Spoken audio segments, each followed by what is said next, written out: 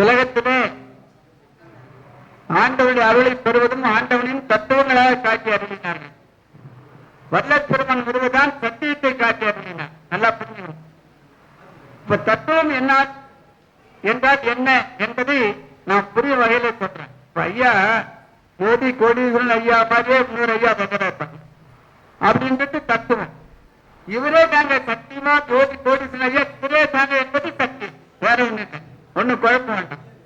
அதனால கடவுள் இப்படி இருப்பாரு என்றதை காமிச்சாங்க எல்லாரும். கடவுள் இவர்தான் என்று சொல்லியவர் நம்முடைய வல்லற் பெருமான்.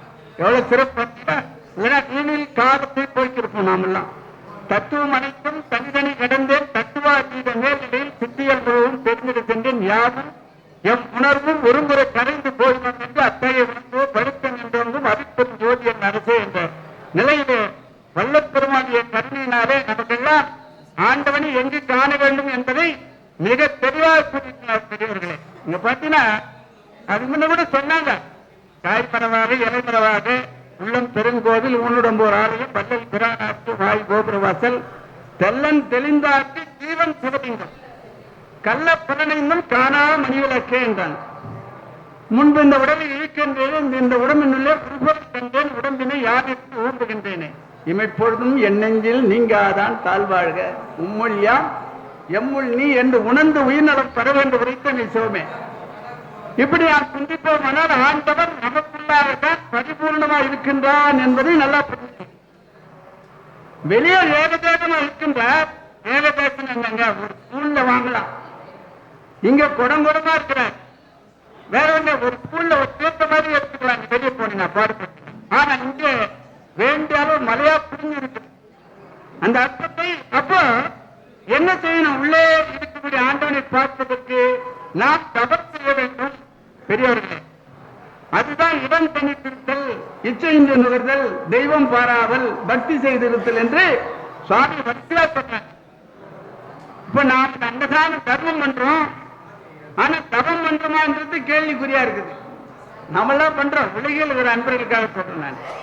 தபம் ஒரு கண்ணு, தர்மம் ஒரு கண்ணு. தபம் இல்லையே தர்மம் இல்லை, தர்மம் இல்லையே தவம். என்ன அர்த்தம் பாருங்க.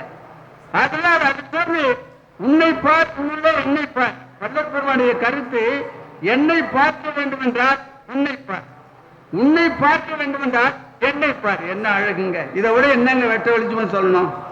அப்ப என்ன நான் எப்படி பார்த்துட்டு வல்லற் பெருமான் என்னுள்ள எப்படி பார்த்து தவம் ஏற்றணுங்க, தவம் ஏற்றணும்.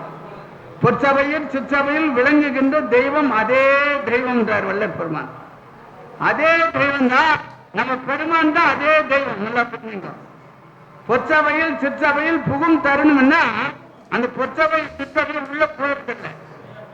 அது நினைவாக நாம் தவத்தை ஏற்ற வேண்டும் பெரியவர்களே. மனமடங்கும் திறத்தில் ஒரு இடத்தே இருந்தறியேன் மதியத்தேன் பாக்கி நிலையத்தேன். மனமடங்கும் திறத்தில் மனம் அடங்குமாறு ஒரு 5 நிமிடம் 10 நிமிடம் அரை மணி நேரம் வல்லற் பெருமானை கேட்டா ஒரு ஜாம நேரம் சொல்றாங்க. 3 மணி நேரம் ஆடாம அசையாம இறைவனை தோத்திரம் செய்து ஞானத்தை நான் சொல்லிய 28 பாசுரங்களை ஞானசரியை தீப முன்னிலையில் விளங்குவதாக பார்த்து நீங்கள் வழிபட வேண்டும் என்ற தெளிவு கூட சுவாமி சொல்றாங்க. இப்ப நம்ம அது செய்யாது சுவாமி காணுமேன்னா சுவாமி சொன்னபடி செய்தாதானே நம்ம பார்த்து அந்த அற்பத்தை நீங்க பார்க்கலான்ற. நீங்க பார்ப்பதற்கு உரிமை உடையவர்கள். சரி சாமி நான் என்னதான் செய்யணும் என்று பார்த்தா பசி என்பது ஒரு உபகார கருவி. இப்ப பசி இல்லைன்னா உலகம் ஏறாதுங்க. பசி இருக்கிறதுனால தான் ஒருத்தருக்கு ஒருத்தர் நாம கருணை செயல் நடக்குது. இந்த பசியே உன்னை நான் மதிக்க மாட்டேன், என்ன நீங்க மதிக்க மாட்டீங்க. உன்னோட ஒண்ணு போயா உன் தயவு எனக்கு தேவையில்லையா, என் தயவு உனக்கு தேவையில்லைன்னு ஒரு மாதிரி ஒரே கிளாஸ் ஆயிடும். உலகம் இயங்காது. அதனால ஆண்டவன் இந்த பசியை உபகார சக்தி என்றார் வல்லற் பெருமான். இது வரைக்கும் உலகில் தோன்றிய ஒரு ஞானிகள் யாரும் சொல்லாத உயர்ந்த ஒப்பற்ற வார்த்தை. ஆண்டவனை அருளை பெறுவதற்கு ஒரு சாதனம் வேண்டும். சாதனம்னா இன்னைக்கு பார்த்தீங்கன்னா பேருந்துல வந்து அங்க ஒரு ஆட்டோல வந்து அங்க ஒரு 2 வீலர் வர, இதெல்லாம் சாதனம். இந்த வாழ்க்கையில் பலாபலம் அடைவது ஆண்டவனை அடைவதற்கு ஒரு சாதனம் வேணும். அது என்ன சாதனம் தான்? சிவகாரணம் என்ற சாதனத்தின் மூலமாகத்தான் சத்தியமாக ஆண்டவனை பெற முடியுமே அல்லாது மற்ற செயல்களால் பெறவே முடியாது. திட்டவட்டமான தீர்ப்பு இது. அப்பிலே கிடையாது. ஆண்டவனுடைய அருள் வேண்டுமா ஜீவகாரணம் பண்ணு, ஆண்டவனுடைய அருள் வேண்டுமா தவம் பண்ணு. ரெண்டு தான். இப்ப ஜீவகாரணம் எவ்வளவு செய்கிறேன் அளவு பார்க்கணும். தவம் செய்தாதான் ஜீவகாரணம் பண்ணுன்ற ஒரு எண்ணமும் உங்களுக்கு தோன்றும். எவ்வளவு பேர் சிறப்பு பாருங்க. உண்மை இல்லையா? எம்முள் நீ என்று உணர்ந்து உயிர் நலம் பெற வேண்டும். செய்யணும்.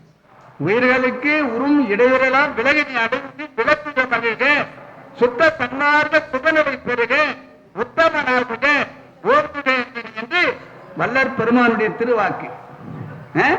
உத்தமன் சொன்ன மற்ற உயிர்களுக்கு உறும் இடையூற்று நீக்குபவர்கள் மட்டும்தான் உத்தமர்கள். நிறைய பேர் வேலை உண்டு நான் உண்டுன்னு இருக்கிறவங்கள உத்தமர்கள் சொல்றாங்க. அது எப்படின்னு தெரியல. அந்த வேலை ஒரு நாய் செய்கிறான்றாரு. அது என் வேலை உண்டு வீடு உண்டுன்றது ஒரு பெரிய காரியமாச்சு. அதுக்காக வந்து இந்த உலகத்துல தன்னார் இருந்தது தங்கள் கருத்திற்கு ஒத்தவாறு முடியாத உயிர்களுக்கு தருவதின் மூலமாக மட்டுமே ஆண்டவருடைய அருளை பரப்பினாலும் மற்ற செயல்கள் பெறவே முடியாது. நீ சும்மா ஆட்சியில் சொல்லிக்கலாம், பெறவே முடியாது.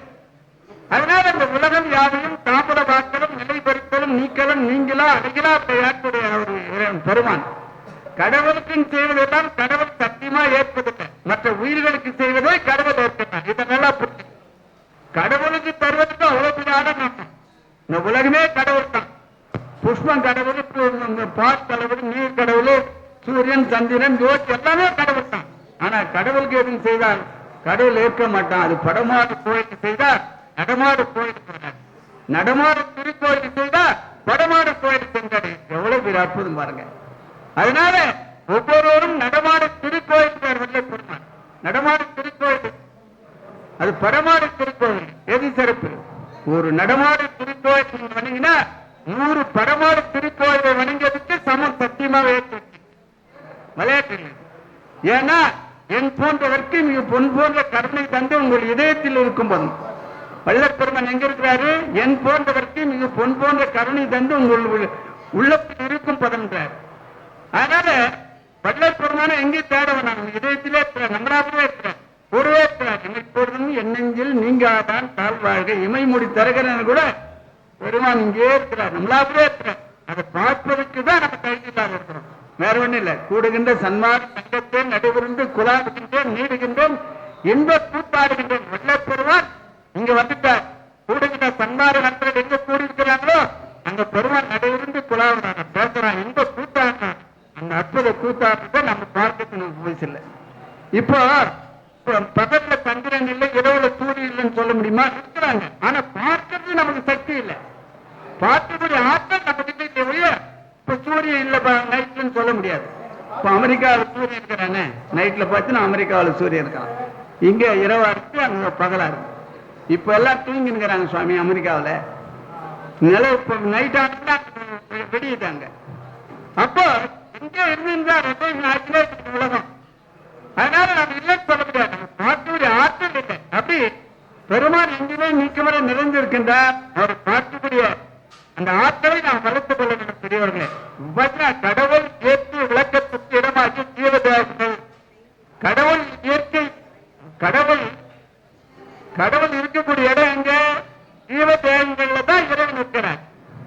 அந்த ஜீவதேவங்களை ஜீவதேவம் என்கின்ற ஆலயத்தை அதுதாங்க கோவிலுங்க. இதுதான் கோவில், நடமாடு திருக்கோவில். ஜீவதேக ஆலயங்கள் பசியினால் வாழாகும் தருணத்தில், வாழாகுன்னு என்னங்க? பசியோடு ஒரு ஆத்மா நோயோடு பட்டு இருப்பாங்க. அப்ப அந்த தேகம் இந்த ஆலயம் பாழாகினே இருக்குது, இடிஞ்சினே இருக்குது, மண்மேடு இடுதுன்னு அர்த்தம். அந்த ஜீவ தேகங்கள் என்ற பசியினால் பாழாகின்ற தருணத்தில் ஆகாரம் பெருத்து அவ்வாலயங்களை விளங்கம் செய்விப்பதே ஜீவகாரணம். எவ்வளவு சிம்பிளா கொடுத்தாரு பாருங்க. அதுதாங்க ஜீவகாரணியம். இன்னொரு இடத்துல சாமி சொல்றாரு உரைநடையில, அந்த தத்துவ ஆகாரங்களை உட்கொள்ளக்கூடிய பறவைகள் விலங்குகளுக்கு ஆகாரம் கொடுப்பதான் ஜீவகாரணம் சொல்றேன். சைவ உணவை உட்கொள்ளக்கூடிய பறவை இனங்கள், மிருக இனங்கள், மனிதர்களுக்கு ஆகாரம் கொடுப்பதுதான் ஜீவகாரணம். இப்ப நாய் பார்த்தீங்கன்னா எல்லாத்தையுமே சாப்பிடும். அது ஆகாரம் கொடுத்து அற்புதம். ஆஹா, நீரே வந்துருச்சு. வாழ்க சிறப்பு. இப்போ நாய்களுக்கு அசைவ விலங்குகளுக்கு உணவு கொடுத்து ஏதோ கொஞ்சம் கிடைக்கும். ஆனா பரிபூர்ண கிடைக்க வாய்ப்பே கிடையாதுங்க. ஏதோ கொஞ்சம் கொடுக்கலாம், உயிர் வாழ்ந்துட்டு போட்டோம், திருந்துனா அதுக்கு பிறகு திருவள்ளுவர் கூட்டுட்டோம்னா அது எங்க திருந்து போகுது. அதனால அந்த பக்கமே நான் போறதில்ல. காக்கா பார்த்தீங்கன்னா எல்லா இடத்துலையும் சாப்பிடும். அதுக்கெல்லாம் ஒன்றும் உள்ள தலைவில் பெருமான் சொன்னது அப்படியே நான் பிடிச்சிருக்கிறேன். அதனால் சைவ விலங்கியது என்பதை நாம் ஆய்ந்து ஆராய வேண்டும். சைவ விலங்கியது மான் செய்வோம், குரங்கு செய்வோம், பன்றி செய்வங்க. பன்றி இருக்கு பாருங்க, அது மனிதனுடைய மலத்தை தான் சாப்பிட, ஆனா செய்வங்க, அது மற்ற உயிரை சாப்பிடாதுங்க. யானை செய்வோம், குதிரை செய்வோம், மயில் செய்வோம், புறா செய்வோம். இப்ப அற்புதங்கள ஏகப்பட்ட சைவம் இருக்குது. இதுக்கு ஆகாரம் கொடுப்பது, அதுக்கு உதவி செய்வது, ஆண்டவனுடைய அருளை பெறுவதற்கு வழிவகை செய்யும் என்பதை நாம் அருள் சேர்ந்து உணர வேண்டும். பெரியவர்களே, அறிவு விளங்கிய ஜீவருக்கெல்லாம் ஜீவகாருண்யமே வழிபாடு. மெய்யன்பர்களே, அறிவு விளங்கிய ஜீவருக்கெல்லாம் ஜீவகாருண்யமே வழிபாடு. எவ்வளவு பெரிய சிறப்பு பாருங்க. பாத்தீங்கன்னா ஆலயங்கள்ல எவ்வளவு உயர்த்தம், அது சொல்லி மாறாது. வாழ்வு வளாகம்ன்றதுனால இங்க ரெண்டு ஒரு வார்த்தை சொல்லலாம், ஆலயத்தில் போய் இதை சொல்ல முடியாது. நாம இப்ப பால் அபிஷேகம், பஞ்சாமிர்தேகம், கற்பூரத்துக்கு ஒரு 1/2 கிலோ போட்டு பந்த மாதிரி எரிக்கிறது, என்னென்னவோ காரியம் நடக்குது. அது என்னத்துக்கு இது மாதிரி தெரியல. பக்கத்து வீட்டு குழந்தை பால் கழுதுன்னு இருக்கும், பாவம், அம்மா அம்மா அம்மான்னு பசி ஆடும். அந்த பக்கத்து வீட்டு குழந்தைக்கு ஒரு 1/2 லிட்டர் பால் வாங்கி கொடுக்க மனம் இல்லாதவன் 5 லிட்டர் 50 லிட்டர் சுவாமிக்கு அபிஷேகத்துக்கு வாங்கி கொடுக்குறான். சுவாமி பாலா கேட்டாரு, பாலே சுவாமி தான் ஐயா, நீங்கள் எல்லாம் பயனடைய வேண்டும். கருணாமூர்த்தியா நம்முடைய கடவுள் நமக்கு அருளி இருக்கின்றார். அதை வந்துட்டு மற்ற உயிர்களுக்கு தான் தரணும் மொழிய கடவுள்னு சொல்லி வேத்து பண்ணலாமோ? வேத்து நடக்குது. நான் பார்த்தேன், நேற்று முன்னால் கூட பார்த்தேன். நான் அங்க போக வேண்டிய ஒரு சூழ்நிலை பார்த்தா அவரு முடிஞ்ச வரைக்கும் 10-20 வாட்டி மேல சிரசில கொட்டினார் அந்த பால். அதுக்கப்புறம் என்ன ஆச்சுன்னு தெரியல, சளிப்பு வரும், அண்டா பால் இருக்கு. அவர் என்ன பண்ணுவோம், வாரி வாரி கீழே அடிக்கிறாரு. வாரி வாரி என்ன ஆச்சு, மேலதான் கொட்டினேன். அதுவும் தப்பு தான், ரைட், ரெண்டுமே தப்பு தான். இருந்தாலும் சளிப்பு ஏற்பட்டு போச்சு அவருக்கு. மேல கொட்டுறதுக்கு கையை தூக்கி உயர்த்தி இப்படி கொட்டணும், டக்கு டக்குன்னு வாரி கீழே அடிக்கிறாரு. ஏதோ ட்ரைனேஜில் ஊத்துற மாதிரி ஊத்துறாரு. என்ன ஆச்சு உனக்கு? அந்த மாதிரி காரியத்தை செய்யலாமா? இப்படி செய்தால் ஆண்டவருடைய அருள் கிடைக்குமா என்ற ஞானமே இல்லாம ஜனங்க அதுக்கு பார்த்தா நான் 1 லிட்டர் வாங்கிக்கணும், நீ 3 லிட்டர் வாங்கிக்கணும், ஜனங்க போட்டி போட்டு கொண்டு வந்து கொடுக்குதுங்க. மற்ற உயிர்களுக்கு இது என்ன தரணும்னா திரும்பி பார்க்காத 40 அடி நேரம் ஓடுறான், ஓட்டமா. ஆனா இந்த மாதிரி காரியம் செய்யறதுன்னா முன்னாடி வர்றான். இதை அறிஞ்சிக்கல, புரிஞ்சுக்கல அன்பர்களே, மெய் அன்பர்களே. ஜீவகாருண்ய ஒழுக்கத்தை உடையவர்களாகிய அருந்தல் பொருந்தல் முதலிய பிரபஞ்ச போகங்களை அனுபவிக்கின்ற சம்சாரிகள் சர்வ சக்தியுடைய கலைவர்களுக்கு முழுவதும் பாத்தியமாவார்கள். இந்த உலகில சம்சாரிகள் தான் சத்தியமா ஆண்டவருடைய அருளை பெறுவதற்கு தகுதி உள்ளவர்கள், அவர்களுக்குத்தான் அருள் என்றார். எவ்வளவு பெரிய சிறப்பு பாருங்க. அது என்ன சம்சாரிக்கு அவ்வளவு சிறப்புன்னா, தன்னுடைய உழைப்பில் வாழ்கின்ற, தன்னால் முடிந்ததை தன்னுடைய குழந்தைகளுக்கு நம்மளை சார்ந்தவர்களுடைய பசியாற்றல் பண்றான். அதை மீறி மற்ற உயிர்களுக்கு செய்யறான். ஆனால் சம்சாரி இல்லாம சன்னியாசியா இருப்போம் இந்த காரியம் செய்ய முடியுமோ என்பதை நாம் நினைச்சு பார்ப்போம். சன்னியாசியா இருக்கிறவன் எப்படி அடுத்தவனுடைய உழைப்பை நம்பிதான் அவன் வாழ்றான். அவன் எப்படி ஜீவகாருண்யம் செய்ய முடியும்? ஆனா சம்சாரி செய்வான். அதனால சம்சாரிகளுக்கு தான் இந்த அருளுக்கு முக்கியமான பாத்திரம் ஆவார்கள். இவர்கள் தான் சம்சாரிகள் தான் பாத்திரம் ஆவார்கள் என்ற செய்தியை வல்ல பெருமான் அருளுகின்றார். பெரியவர்களே, ஜீவர்களுக்கு தொண்டு செய்யாமல், உபகாரம் செய்யாமல் ஞானம், யோகம், தவம், விரதம், ஜபம், தியானம் முதலியவர்களை செய்கின்றவர்கள் கடவுள் அருளுக்கு சிறிதிலும் பாத்திரமாகார்கள். எவ்வளவு பேர் அற்புதம்! தியானம், தவம் எல்லாம் இந்த ஒழுக்கம் சொல்லி நான் உண்டு, அதால உண்டு, நான் உண்டுன்னு சொல்லி கதவை தாள் போட்டு அங்கேயே வாழலாம். அந்த மாதிரி இருக்கலாமா? அப்படி இருந்தா ஆண்டவனுடைய அருள் ஏதோ கொஞ்சம் உனக்கு கிடைக்கும், பரிபூர்ண கிடைக்க வாய்ப்பே இல்லை. இப்படி சன்மாரி சங்கத்தை தழுவிதான் அங்கதான் சான்றிதழ் வழங்கப்படும். இவர் சன்மார்கி, அருளை பெறுவதற்கு தகுதியுடையவர்கள் என்ற சான்றிதழ் எங்க தர்றாங்க? சன்மாரி சங்கத்தே என்னை வைத்தாயின்னு சொல்றாரு பெருமான். நாமெல்லாம் எங்க உட்கார்ந்து இருப்போம்? சன்மாரி சங்கத்தை தான் உட்கார்ந்துக்கிறோம். சன்மாரி சங்கத்தை சாராம நீ எப்ப விடாலும் என்ன தவம் பண்ணாலும் நீ அருளை வாங்க முடியாது. என் மகன் கூட பிஇ முடிச்சான், ஒரு ஆடிட்டோரியம் ஏற்பாடு பண்ணி அதுல பேரண்ட் தான் கூப்பிட்டு அவங்க முன்னில இருந்து ஆடிட்டோரியத்தில் தரான், போற வர வழியில கொடுக்க மாட்டான். அப்படியே ஒரு சன்மாரி நண்பருக்கு இந்த சன்மாரி தான் ஆண்டவருடைய அருளை பெறுவதற்கு தகுதியுடையவர் தான், அருளை பிந்தா வாங்கிக்க ராஜா அப்படின்னு சொல்லி கொடுக்கக்கூடிய இடம் சன்மாரி சங்கம் என்பதை சங்கம் என்னங்க? ஒத்த கருத்துடையவர்கள் ஒன்றாக சங்கமிக்கக்கூடிய இடம் சங்கங்க, வேற ஒண்ணு இல்லைங்க. ரொம்ப சிம்பிளா இல்லது. ஒரே கருத்துடைய வள்ளல் பெருமான் தான் நம்ம வணங்கும் தெய்வம். அருட்பாதான் நமக்கு வேதம். இந்த அற்புதத்தை உடையவர்கள் ஒருமித்த கருத்துடையவர்கள். அவர்கள் கூடுகின்ற இடம்தான் தன்னாறு சங்கம். இப்ப அதே கருத்தை என் மனைவி, நானு, என் மருமக, என் பேரன், பேத்தி எல்லாரும் ஒரே கருத்துல இருந்தோம்னா அதுவும் சங்கம் தான். இரண்டுக்கு மேற்பட்டவர்கள் ஒருமித்த கருத்து ஒன்றாக சேரக்கூடிய இடமெல்லாம் சங்கம்னு பேர். அந்த அற்புதத்தை தான் பெருமான் சங்கத்தை சார்ந்திடுக, விரைந்து சார்ந்திடுக என்றார். தன்னாறு சங்கத்தை சார்ந்திடுக. அப்போ என்ன இருக்குது அங்க? ஆஹா, இங்கதான் அற்புதம் இருக்குதுன்னு புரிஞ்சுக்கணும். அம்மாலாம் பார்த்தா சைதாப்பேட்டில இவ்வளவு தூரம் ஏன் வர்றாங்க? தன்மாறு சங்கத்தே வாங்கிக்கணும் போகணும் தான் வந்துக்கிறாங்க, சும்மா இல்ல. அதனால அந்த அற்புதத்தை நாமெல்லாம் பெற்று செல்ல வேண்டும் தான் அங்க வந்திருக்கிறோம். முயற்சியுடையார் இகழ்ச்சி அடையார். முயற்சியோடு இங்க வந்திருக்கிறோம், இகழ்ச்சி அடைய மாட்டோம் என்பதை எழுதி வைத்துக் கொள்ள வேண்டும். பெரியார், ஜீவகாரணம் உள்ள சம்சாரிக்கு எப்படிப்பட்ட ஆபத்துகளோ அஜாக்கிரத்தினால மூணு வகையில சத்தியமா வராது. எப்ப சத்தியம் வச்சு கடவுளே சொல்றாரு. ஐயா ஐயா தெய்வமே, சத்தியம் வச்சு சொல்றாரு, சத்தியமா வராதுங்க. அந்த வழியா ஒரு பஸ் வருது, நான் குறுக போக கூடாது, போயிட்டேன், என்னுடைய அஜாக்கிரதை தகான்னு பிரேக் போட்டு நிறுத்தான். ஏயா என்னையா இந்த மாதிரி வேலை பண்ணி தெய்வமே பெருமானே வந்துடக்கூடாது, வந்துட்டேன். அஜாக்கிரதைன்னு பேர். அதுக்கு நிறைய பார்த்து போனோம், திடீர்னு எல்லாம் உள்ள போயிட்டேன், அஜாக்கிரதைன்னு பேர். அந்த அஜாக்கிரத்திலிருந்து வள்ளல் பெருமான் நம்மளை காப்பாற்றி விடுவார் என்பதை நாம் முதல்ல புரிஞ்சுக்கணும். பெரியவர்களே, ஜீவகாரணி ஒழுக்கமாகிய மேலான விருந்தமான தேவர்கள், மனிதர்கள், பிரம்மச்சாரிகள், சம்சாரிகள், தபசிகள், சன்னியாசிகள், ஆண் ஜாதியர், வார்த்திகர், வாலிபர், உயர்ந்தோர், தாழ்ந்தோர் முதலில் யாவராலும் அவசியம் செய்யத்தக்கது என்பதை கடவுள் ஆணை என்று அறிய வேண்டும். இவர்கள் எல்லோருமே செய்ய வேண்டும் என்பதை நாம் புரிந்து கொள்ள வேண்டும். இப்ப பாருங்க, அந்த அருள் எவ்விதத்தில் விளங்குகிறது என்று நாம் சிந்திப்போமானால், நோக்குவார் நோக்குமிடம். அம்மா, நோக்குவார் நோக்குமிடம். கருணையோடு நோக்கினால் அங்கே கடவுளை பார்க்கலாம். நீங்க எவ்வளவு பேர் சிறப்பு பாருங்க. பெருமான் புட்டு புட்டு அழகா கொடுக்கிறார். இதை பாஸ் பண்ணலாம், எதுலையுமே பாஸ் பண்ண முடியாதுங்க. ஒரு சன்னார்கள் கிடைக்கப்பெற்று, வள்ளல் பெருமான் வழிகாட்டுதல் கிடைக்கப்பெற்று, அருட்பா கிடைக்கப்பெற்று இந்த அற்புதத்தை நாம் பெறலன்னா வேற எந்த வழியிலும் நம்ம பெறவே முடியாதுங்க. காப்பி அடிக்கத்தாங்க சன்மார்க்கம், வேற ஒண்ணு இல்லை. நோகாது நோன்புங்க சன்மார்க்கம். எந்த கஷ்டமும் வேண்டாம், பட்னி கடந்து மெடிய வேண்டாம், நீர் மேல் நடக்கிற பயிற்சி எடுக்க வேண்டாம், மணலை ஒண்ணு கயிறா திரிக்க வேண்டாம், மலை மேல ஏற வேண்டாம், கல்யாணம் பண்ணிக்காத ஒன்னும் தொர்வியா இன்னைக்கு காடு மேடுன்னு அலைய வேண்டாம். எல்லாம் சுபிட்சமா இருக்கலாம், சந்தோஷமா இருக்கலாம். ஒரு அளவா எடுத்து பெருமானிட்ட நீங்க பெற வேண்டியதே அற்புதமா பெற்றுடலாம். 12 மணி நேரத்திலே பெறலான்னு சொல்றார் சுவாமி. மேலையிலே இம்மையிலே ஒருமையிலே தவத்தால் மேவுகின்ற பெரும் பயனா விளைவையெல்லாம் தர்மசாலையிலே ஒரு நாளில் தந்த தனிப்பதிய ஜீவகாரணியில் நடக்கூடிய இடத்திலே பெறலாம் என்று பொருள். அப்ப ஜீவகாரணியில் செய்யக்கூடிய இடம் நம்மளுடைய இல்லத்தை மாற்றுவோமானால் ஆண்டவன் நம்மளுடைய இல்லத்துல மழையா போய் வர அருள. நல்லா புரிஞ்சுங்க. முதல்ல இப்போ இல்லத்துல நான் மூட முடியாத செய்ய சொன்னாரு. நன்னால் முடிந்ததை தங்கள் தரத்திற்கு ஒத்தவாறு முடியாத உயிர்களுக்கு தருவதன் மூலமாகத்தான் ஆண்டவருடைய அருளை பெற முடியும் என்பதை மிக தெளிவாக சொல்லுகின்றார் பெருமான்.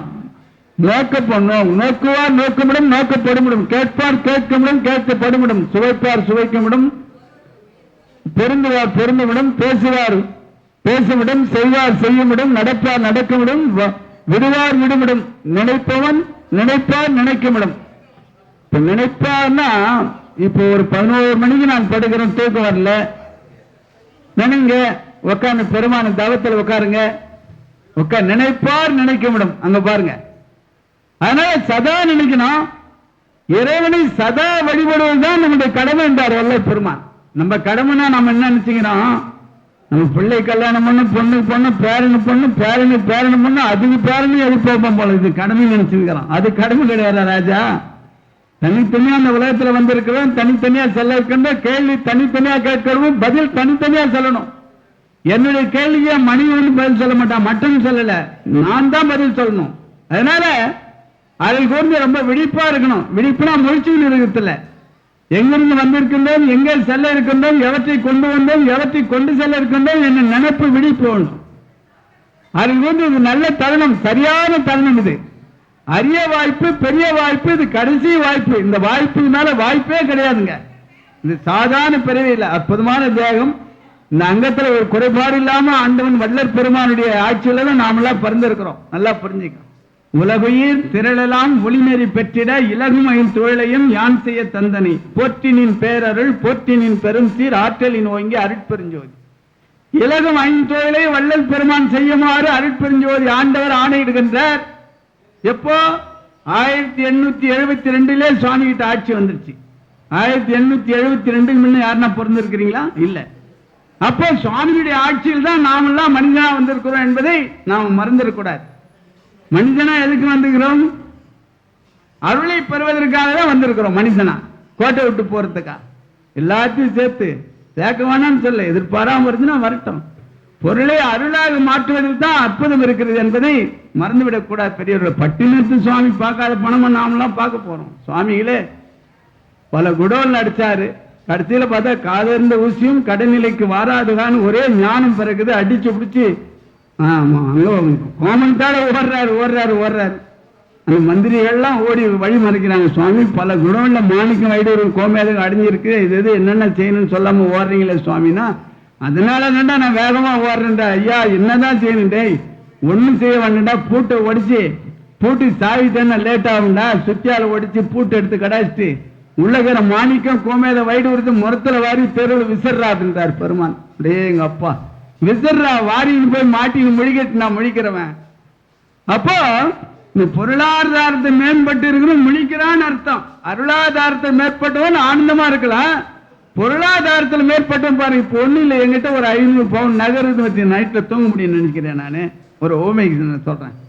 500 பவுன் நகர் தான் நான் எங்க தூங்குறது? 1 லட்சம் ரூபாய் ஆமா ஒரு பவுன். 8 கிராம் வந்துட்டு 1 லட்சத்தை நோக்கி போய் இருக்குதுன்றான். இன்னும் 80க்கு மேல வந்துருச்சு, 80,000 மேல வந்துருது. அதுல என்ன அப்படி இருக்குன்னு தெரியல. வைடூரி மாணிக்க கோமயத்தை உரைச்சி ஒரு பாலாடு சாப்பிட்ட உயிர் போயிடுங்க சத்தியமா. அந்த ஜீவரத்னம் இந்த உணவு அரிசியை நீங்க சாப்பிட்டீங்கன்னா உயிர் போயிடுங்க. எது ரத்னம்? இது ஜீவரத்னம் என்றார் வல்ல பெருமான். நாம் சாப்பிடக்கூடிய ரத்னம் அற்புதமான ரத்னம். ஐயா அற்புதமா இடையூறு கொடுக்கக்கூடாது சுவாமிக்கு. அதனால நிறைய அன்பர்கள் பேச வேண்டி இருக்குது. நீங்க அருள் கூர்ந்து ஒரு 10 நிமிடம் இன்றையிலிருந்து ஆரம்பிச்சிருங்க. சுவாமி தவத்தை ஆரம்பிச்சிருங்க. உங்களை பாருங்க, நாம் நம்மளுடைய நிலைப்பாடு என்ன. இப்போ பேங்க்ல பணம் போடுறோம், அந்த எஸ்பி புக்கை பரட்டினா தான் எவ்வளவு வரவு இருக்குது, எவ்வளவுதான் பேலன்ஸ் இருக்குன்னு தெரியுது. இப்ப நாம ஏதோ தர்மம் செய்தோம்னு வச்சுங்களேன், ஜீவகாரணி செய்யறோம், எவ்வளவுதான் அருளா இருக்குது என்பதை தவத்தினால் தான் பார்க்க முடியும். பெரியவர்களே, தவம் செய்தால் நம்ம கிட்ட எவ்வளவு கையிருப்பு இருக்குது என்பதை நீங்க பார்க்கலாம். இன்றைக்கே பார்க்கலாம், இப்பவே பார்க்கலாம். அது என்ன அப்படி சொல்ற? ஆமா. அதனால அருள் கூர்ந்து தவம் இயற்றுங்கள், தர்மம் செய்யுங்கள் என்று உங்கள் பொன்னார் திருவடியை வணங்கி வாழ்க, நீடூழி வாழ்க என வாழ்த்தி உங்களுடைய திருவடியை வணங்கி என்னுடைய சிற்றை நான் நிறைவு செய்தேன்.